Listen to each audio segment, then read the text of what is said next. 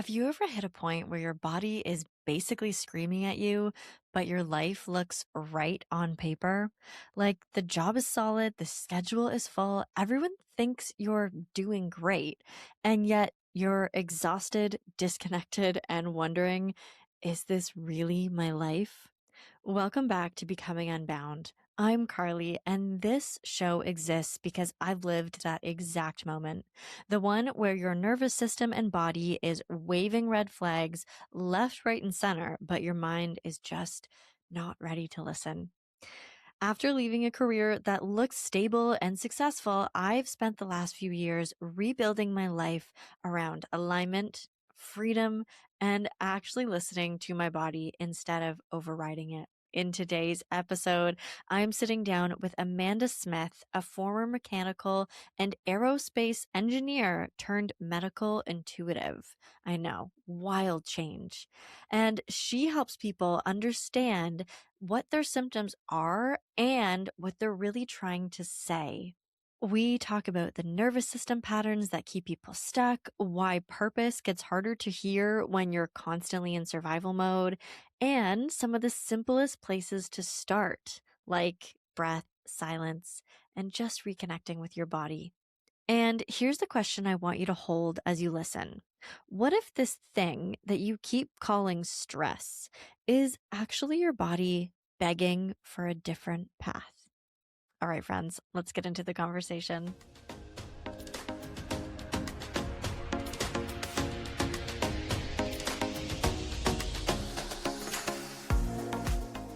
All right, Amanda, welcome to Becoming Unbound. I'm so excited to chat with you today. Me too. I absolutely love the premise of your podcast.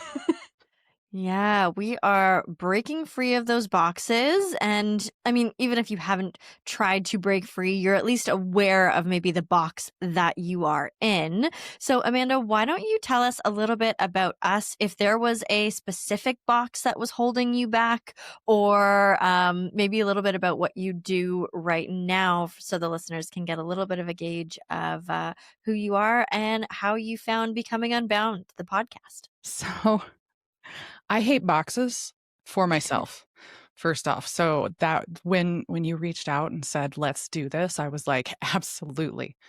The box that I was in was I was a mechanical and aerospace engineer working on NASA projects and programs. So Artemis Wow. is one of my space babies, which the next launch is coming up, and I'm super excited about it. And then reveling in the fact that I don't work on that program anymore. Mhm. I get to go and hang out with all of the people who worked on that program, but I'm good on not being in the aerospace world anymore Right. because that box had limits. And there was a ceiling, and I could see the ceiling, and I was close to the ceiling, and I was going, this doesn't feel comfortable. I want out. And so when I broke out, it was becoming an entrepreneur.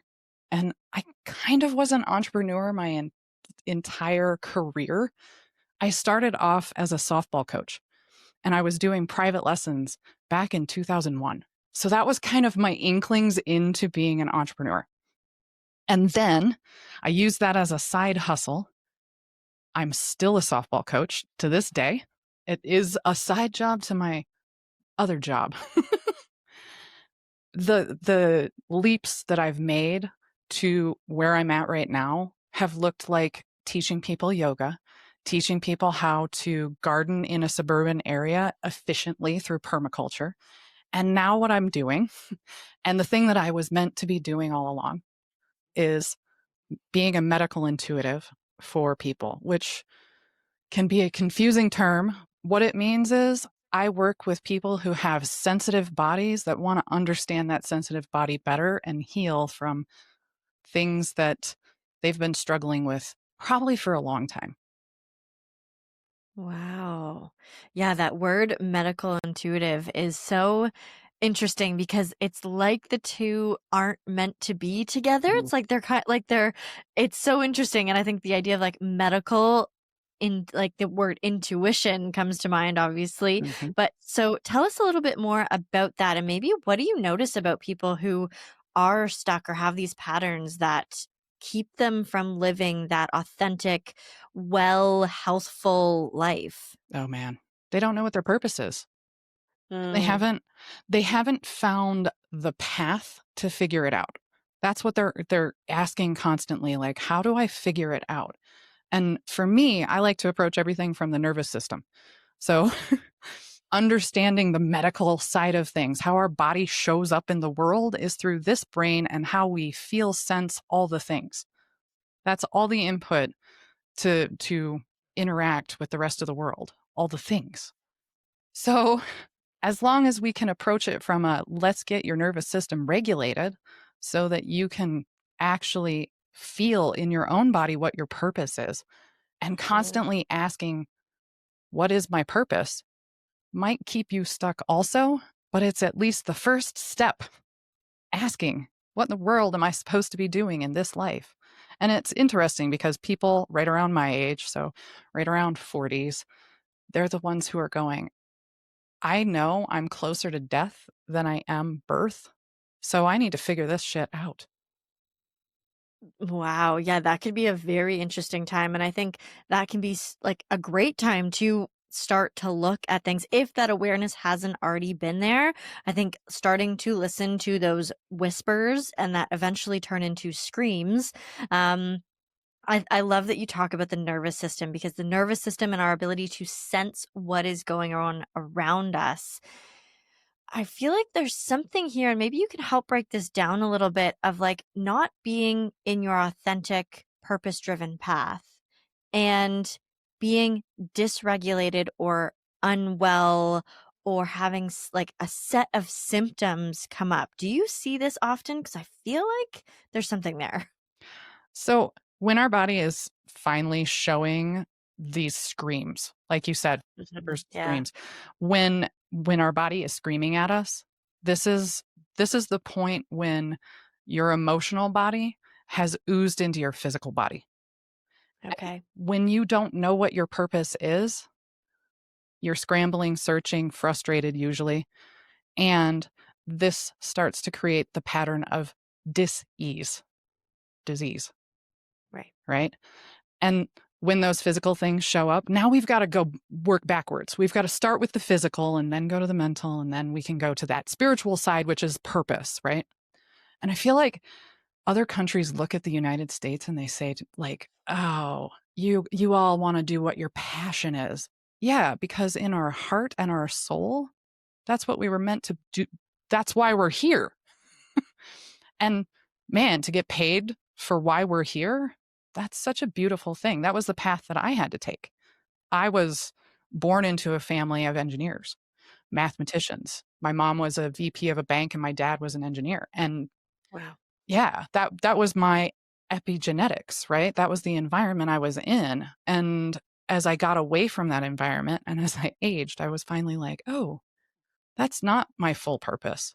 It's cool. It sounds good on a resume, Right. but it wasn't what I was meant to be doing, and I'm still obsessed with, space travel and stars and all of that stuff, but I always came at it from the perspective of body, and I had a coach who was like, "Amanda, everything that you've done in your life, you're an athlete. You only liked working on aerospace projects where humans were involved. You help people heal without getting paid. Everything that you've done has to do with the body." And that was the switch for me. Ooh, So then helping other people realize that in their own lives, my biggest gift is being able to see the patterns. And when I've worked with a person long enough to understand their patterns, I can easily tell them, "Look, this is your this is your passion and your purpose." right. Yeah, we get stuck in these patterns. And it's so interesting that you said, like, it was super interesting for you to be working in that field. And it looks really good on a resume. It looked like society would reward you quite well for that. Like, if you're living the American dream and you can say that you are working in that field, like, to everyone else, that would be like, wow, that's amazing. You've made it. And then it's so interesting that you realize that something wasn't so right. So was there a symptom or something in your body that was telling you I mean, you say you work so much with your own body and Mhm. like the physicality of it. Was there something that you could physically feel that was kind of telling you and nudging you out of that field? There were a lot of things nudging me Yeah. out of that field. The the universe was definitely, like, bludgeoning me over the head at a certain point, and I was going, "Oh, oh, oh." It For me, it looked like my doctor telling me, "You're killing yourself doing this job," and Mm, me going for a year and a half, "What do you really mean?" And then starting to dive into, "Oh, okay. I physically cannot do anything after work because mentally I exhausted myself."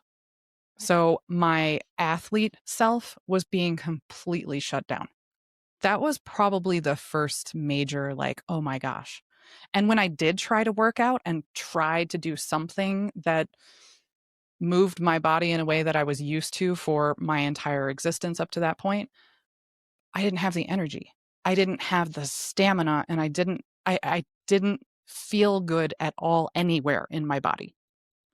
And then tapping back into that looked like me becoming a yoga instructor and mm, going, okay, this is the subtler body that I'm starting to understand. Now I can really feel what's going on. I had gut issues. I definitely had some psychological, mental things that I needed to overcome. I had an autoimmune response that thank God got under control right before COVID hit. mm, But it was just this snowball effect of health issues that I had to deal with.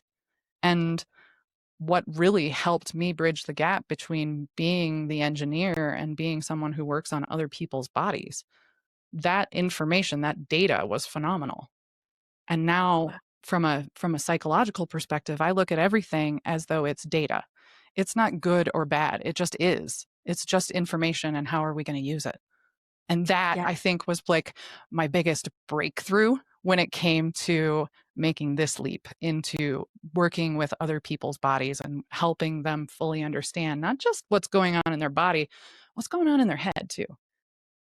Right. Yes. And I think I love that you said that it's just data. Mhm. It's just information for the body to be like, "Hey, here's here's what we're presenting to you.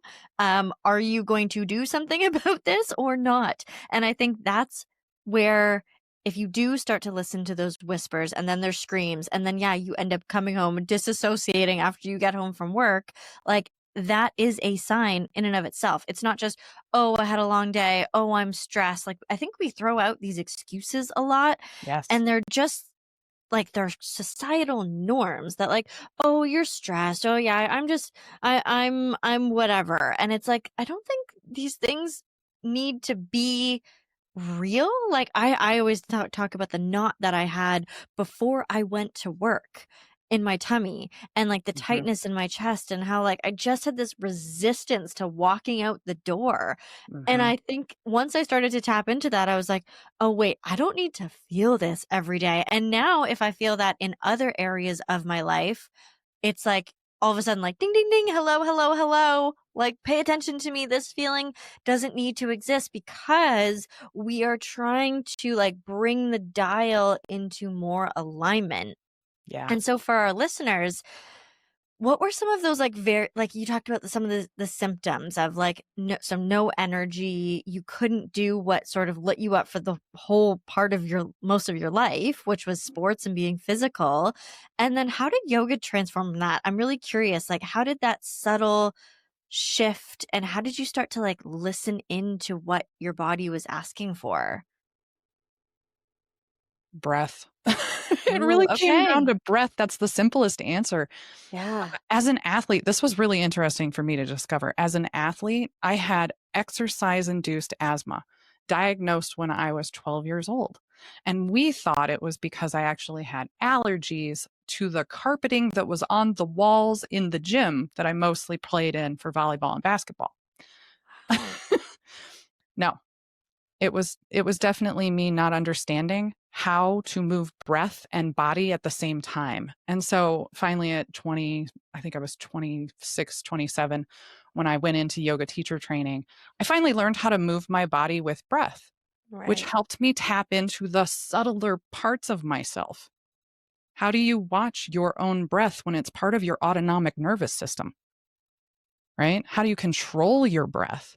And then as soon as I got in touch with that particular practice of breathe in, find the pause, breathe out, find the pause, it was those pauses that helped me go, oh.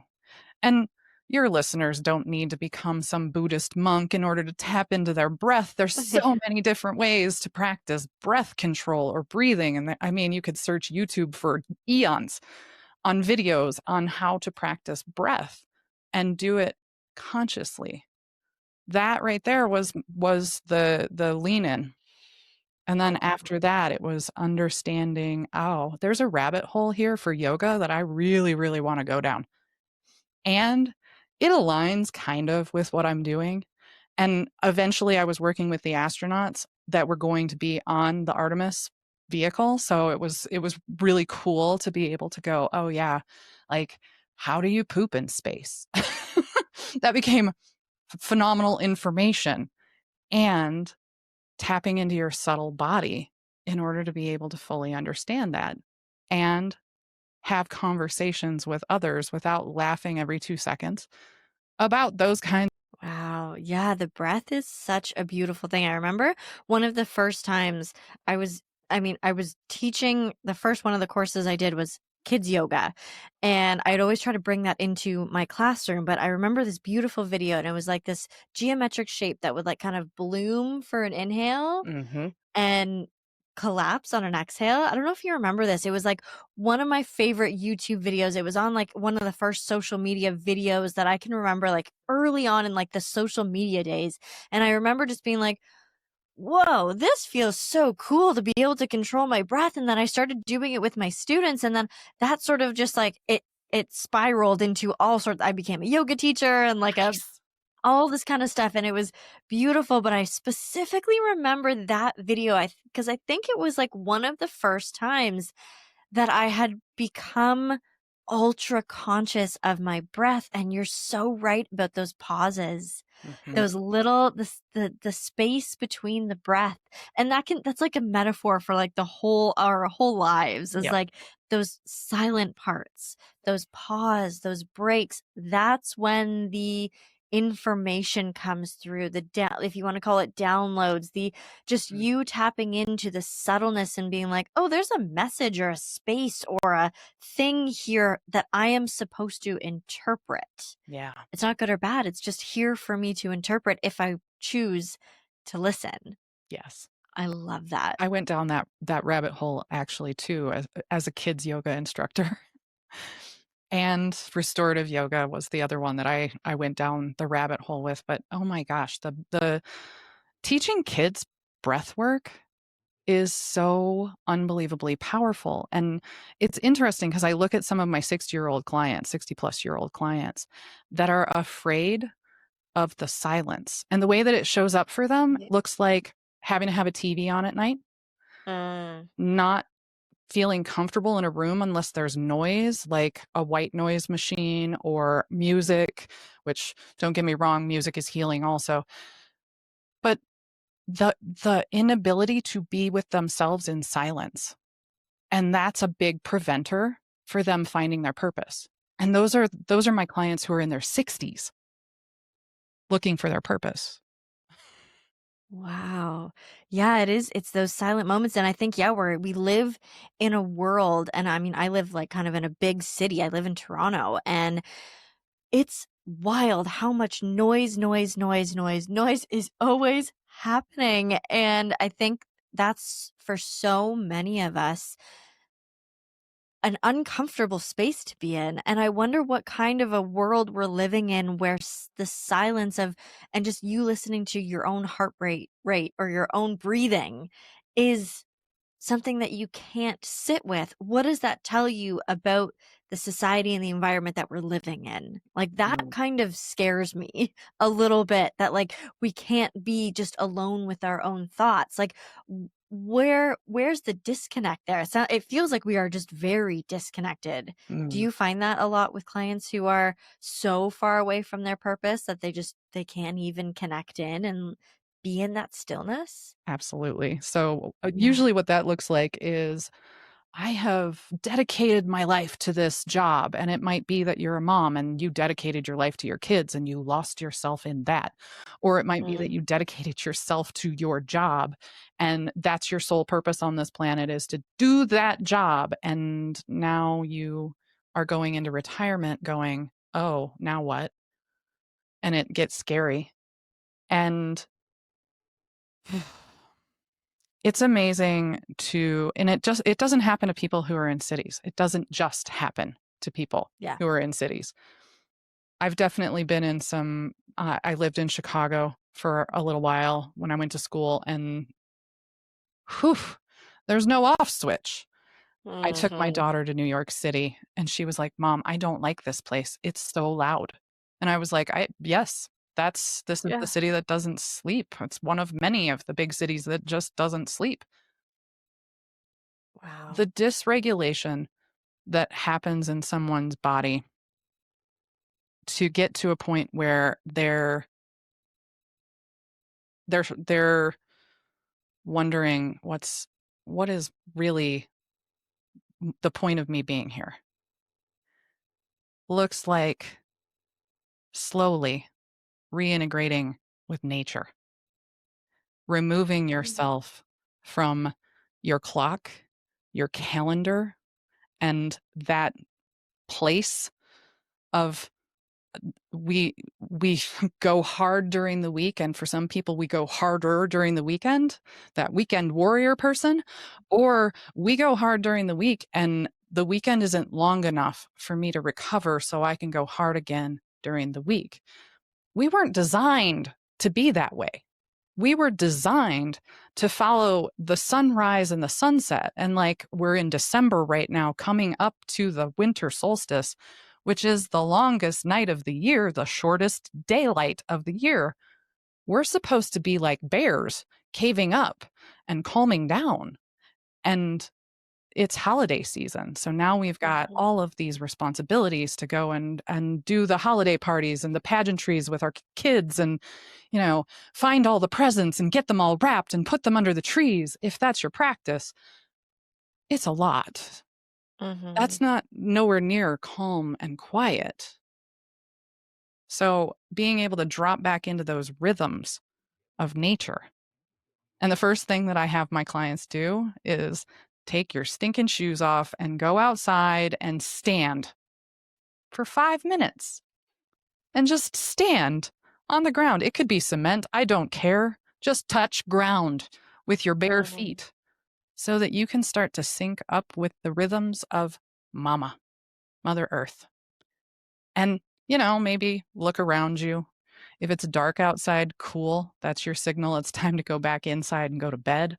If it's light outside, take in that light. Take it in your eyes, take it in your skin.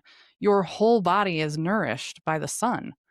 Give it an opportunity to be in the sun because most people who are in the corporate world are not going outside very often. They go to their car and they get out of their car and they go into their house. That's their I'm outside time, which is it's so sad. And this time of year people are going to work in the dark and coming home in the dark. Ugh. Take your lunch break outside. It doesn't matter how cold it is. Take your lunch break outside. Yeah.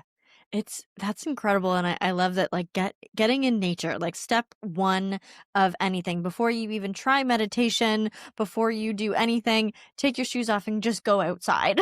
Like, Yes. just get outside and do some sunshine, like, everything that we like, I love basically everything that you're prescribing is free, which Yes. is brilliant, and I think just, like I think you're so right, and this is what attracted to me to you at first was the fact that we talk about being in these traps of time and the calendar and the go, go, go all week. And then we like go so hard. And by Friday, you were just like KO'd on the couch you can't really talk to anyone. Social, I mean, or maybe you are the complete opposite and you do go hard and you do socialize. But like, I just don't know that this setup is like, there is something now inside of me that I'm like, I don't think that this is right. I think there's another way of doing this. And I, for one, do not feel like hustling around at the, like, why is the busiest time of the year when, in my mind, doesn't it kind of make sense that we should be at the slowest part of the year? Like, Right. we just went through the big harvest. We're taking in all of our food preserves of the year, and like the leaves have fallen, and now we're getting darker and darker and colder, and like the whole world is going through this. Like, why aren't we as humans doing this? It's so interesting. Oh, that's because industry. That's because Yes. we've been convinced that the way that we're supposed to live is we go to the grocery store for our food. We don't grow our own food. We are supposed to make everything convenient. That's why we have fast food and ways to get ourselves away from a slower life. Everything has become production. Hmm. Everything has become this way of we have to do to be to get. And that's the loop. Do be get. Do be get. And there needs to be more being. We've bypassed that. Our societies have gone into our job is to produce. Our job is to just be very, very, very productive. And in the corporate world, I remember wearing 8 hats at one point and going, this isn't right. There should be 8 people doing these jobs. Right. But that was the norm. In aerospace especially, that is the norm. You wear multiple hats, and we've been told no one is physically, mentally capable of multitasking. Women believe that they can multitask. Yeah, we can do a lot of processes at one time, but we're always only doing one thing. It's become abundantly clear that industry drives, capitalism drives. And to pull away from that means you're not normal. You're woke. That's the thing I keep hearing a lot lately. Oh, if you aren't in society and you're not part of capitalism, you're woke. Nah, Hmm, I'm interesting. just I'm just in sync with nature. I'm just in sync with my own cycles. And being a woman, we had that from the get-go. Soon as we hit puberty, we quickly understood we have a cycle that we have to live to. And for some women, that's more intense. And for other women, they shut it off by getting an IUD or taking some Right. medication that turns that cycle off so that life is more convenient. Hmm. And right there, you've begun the denial that life is supposed to be cyclical. Yeah, everything's supposed to be fast and convenient so that we can produce more. Literally, that's the reason why everything has to be more convenient so that our human bodies can produce, like just be in that space of always doing. And I think for the feminine, especially for any female listeners, I think a lot of my listeners are females. It is like that feminine body isn't meant to be going through the Monday to Friday. Every single week is the exact same in the month. Like that's just not the way it's supposed to be. And I remember actually this whole process of mine, I believe, started when I stopped birth control. And it was like I took off these glasses. Like it was like I'd been wearing the wrong set of like reading glasses my whole life. Yep. And then I took them off and I was like, oh, it is, like you said, abundantly clear that all of this is not correct. And there are times in the month where I am super productive and I'm creative and I'm like, give me all the projects. I want to stay up till midnight because I am excited by this and I just have the energy and I don't need to sleep that much. And then there are times of the month where I'm like, nope, done all the projects. We are just going to rest, relax. And it's unfortunate that I do feel like there are some people who are going to be listening who are saying, I can't do that. Mm. So, what do you say to someone who says, I can't do that. I can't listen to the cycles. I can't take a level of exit from these societal boxes. What do you say to that person? That's a choice. You're choosing Mm, that. And how does that feel in your body? How does that feel in your mind? And how does that feel in your spirit? Get really, really clear on how it feels. Because if you're listening to this episode, you already know it doesn't feel good. mhm. Already know that there's a miss somewhere in there. Yeah, you're here trying to figure out what it is. And hopefully, this episode can leave you a little bit more inspired. And I think that it's brilliant and it's a choice. You're going to have people that totally fight you on that. Like, Mhm, what happens if you are that parent mhm. that has been up multiple nights in a row and they don't feel like they have to keep going up, getting ready for work, doing the whole system thing that they are doing? And I'm always careful when I say, like, I've become unbound and I switched careers and I changed where I lived and all these things, and I was able to do it pretty fluidly and smoothly because I don't have children or dependents relying on me. I have a cat and it's me, and that's okay. So for those people who have gotten, there's multiple like prongs kind of in the system. They've got Yeah, daycare, they've got a job, they've got all these different things happening. Okay, so now is it still a choice? absolutely. It's all Mm, a choice. Every bit of the data is there yeah. for you to make a choice. Here's the thing. I just did a podcast episode on Gutsy Chick podcast, my podcast, about the 5 things that I do first thing in the morning that take about 30 minutes and cost nothing to get my nervous system regulated for the entire day. If you can find 30 minutes before your kid gets up to be with the sun, say an affirmation or a prayer, depending on your practices, make it with gratitude, figure out what your HRV score is, your heart rate variability, which tells you whether you've got a lot of energy or no energy at all, and sets you up for planning the rest of your day. Breathing, intentionally breathing, and then doing some nervous system regulating movement. For me, it's a body scrub. I start at my feet and I look like I'm taking a shower with my clothes on, my pajamas on. I scrub, scrub, scrub all the way to the top of my head. And this gives my nervous system the awareness that this is where I exist in space. Now I can move. There are hundreds of different nervous system regulating movements on YouTube that you can research to see which one feels good in my body. But that takes 30 minutes in the morning. Give yourself just a little more space before your kid wakes up to do that.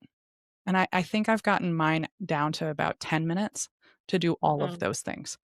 It happens quick and I don't need a whole lot of time, but this gives me an opportunity to set my body into the motion of the day without going, okay, I've got to look at my schedule and figure out what's going on for the day. I need that coffee because my body does not feel like waking up right now. I've got to go wake up my kid. We've got to go into that industrial time frame now. I have a kid too. I have it. She goes to school. I don't homeschool her. She's stuck in the industrial trap right now. She has to be to school at a certain time and I have to pick her up at a certain time. That's, I get it. I fully, fully get it. And I'm making choices for myself to set aside little bits of time to be able to help my body navigate the rest of my day first thing in the morning.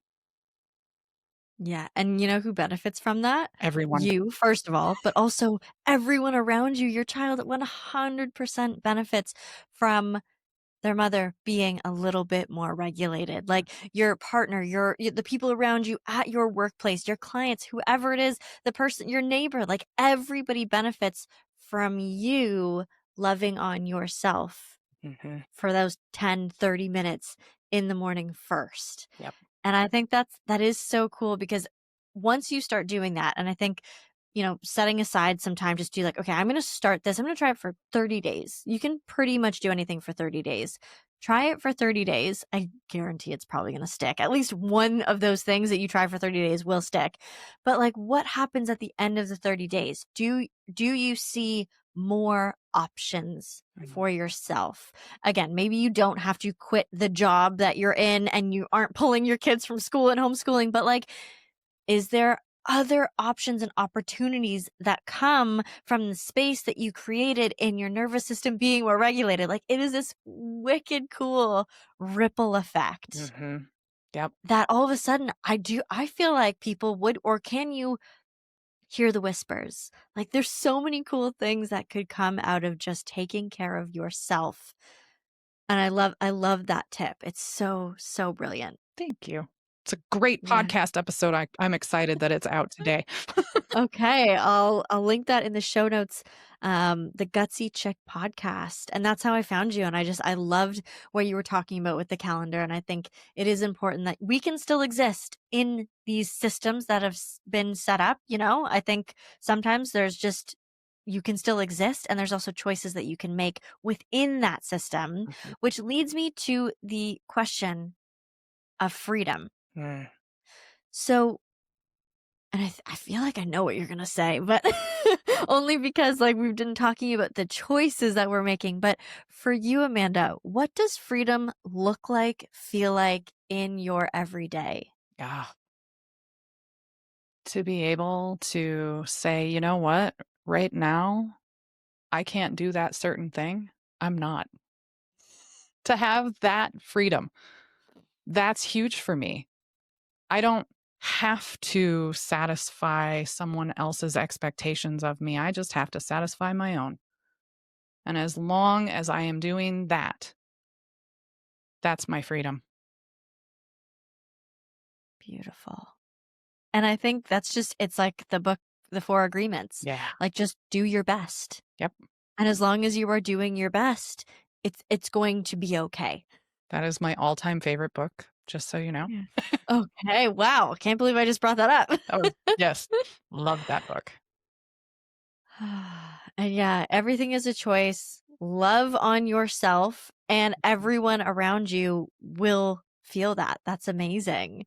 So, Amanda, if you could give yourself, your younger self, or maybe someone who is in that position where you were like discovering and starting to understand that you were not in or on the most right path for yourself, what would you say to someone to sort of start to bring that awareness, or maybe they have that awareness and they're like, okay, well, now what do I do with this?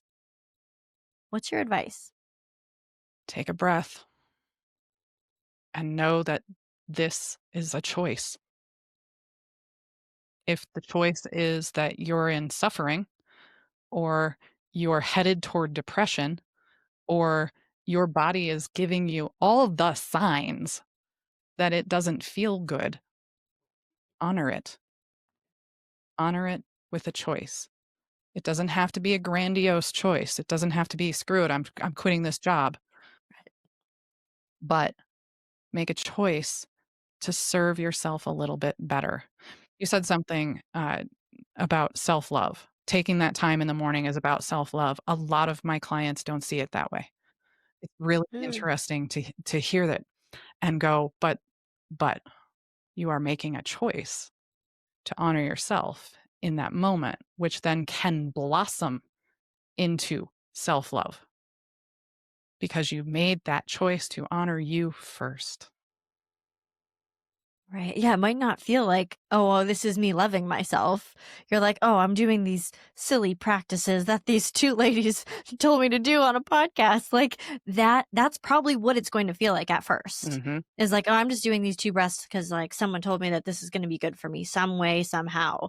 But like underlying in that is self-love. And I think there's this like misconception of self-love, and I think we've kind of broken it down, and like we're starting to understand that it's not just like bubble baths and like, you know, doing like face masks with your girlfriends on the weekend. Like there's something deeper to self-love, and it's taking that time for yourself and giving yourself that permission slip to be like, hey, I have a need right now subconsciously, and that need is to activate my sensors in my nervous system, or to take those deep breaths before my day starts, or I look at my phone. Like there's so many choices that you're making in that moment to do breaths instead of pick up your phone, to like have a really protein filled breakfast instead of reaching for coffee first. Like all of those things are choices. And then your body it's almost like you're subconsciously telling your body how much love you can give it with the choices that you make in every little moment in that time. Yes. Yes. And then it blooms. And then it becomes, Yeah. I can look at myself and go, oh my gosh, I love this. I love this Right. body. Thank you, body, for what you're doing for me.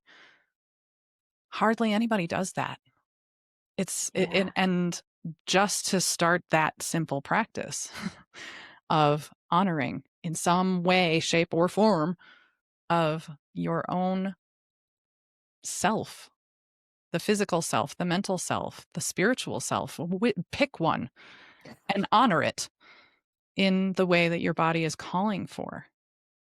Yeah. Yeah, I think starting with the physical self, like if the emotional, spiritual, if that feels too far away right now, I think starting with the physical is such an important thing. And that is to be like, yeah, I don't feel like, or maybe tapping into like, I don't like this headache that's happening every single time I go to work. Okay, what am I gonna do just to start addressing this headache or the tummy ache or like the heart palpitations like at the end of the day when you need to finish a project? Like start with the physical self and just see how that feels and see what breath feels like. Can you make space with your breath to sort of start to work through those things? I remember when I first discovered this meditation that like it was just on YouTube, and it was like how to help migraines. Yep. And through breath, went through this process. I think it was about 15 minutes, and like my headache actually went away.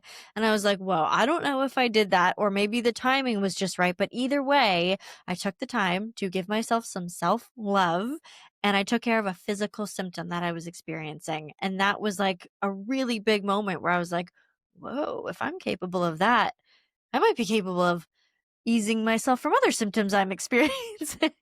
Yep. You brought up coffee. Having coffee first thing in the morning instead of going for that protein rich breakfast. Yeah. Put protein in your coffee, people. Ooh, yeah. All right.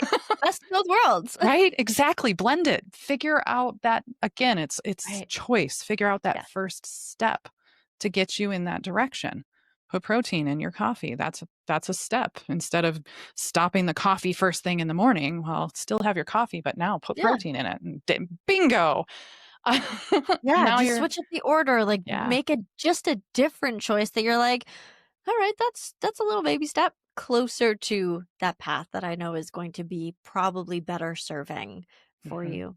Yes. Oh, Amanda, this has been a fantastic conversation. Agreed. If people want to know more about your offerings, your podcasts, where can they find you? Bodywhisperhealing.com. That's my website. And then, of course, Gutsy Chick Podcast. You can find that on YouTube. You can find it on all of the podcast platforms. I think I'm on all of them. Those are the places to find me. And if you're struggling with understanding what your body is trying to tell you, your mind is trying to tell you, I can quickly, easily figure that out for you. It takes 20 minutes in a body scan in order to look at all the pieces of the puzzle in a very short period of time and go, this, do this one thing. So if all the things that we were talking about today were just over your head and you're like, I want to try one of them and you don't know which one to try, reach out, get a body scan. You can find that on my services page. Amazing. Thank you so much, Amanda. This has been great.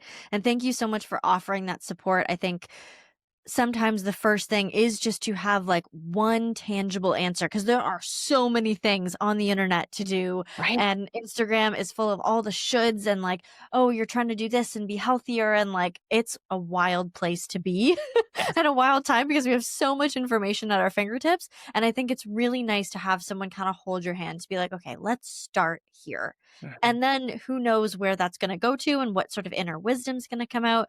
But having someone there at your side is such a nice place to be. So thank you so much for offering that support. Absolutely. Clarity is huge. It gives you hope. Yes. And Yeah. hope, well, that's what revolutions are made from. Beautiful. All right, friends. Well, if this episode lit a fire underneath you or even just ignited those whispers and you've decided to listen, well, share this with somebody who also might need something that you've experienced today, or give it a subscribe, like, comment below, share what you've sort of tried for yourself or what you're going to start with. And we will see you on the next episode. Thanks, everyone.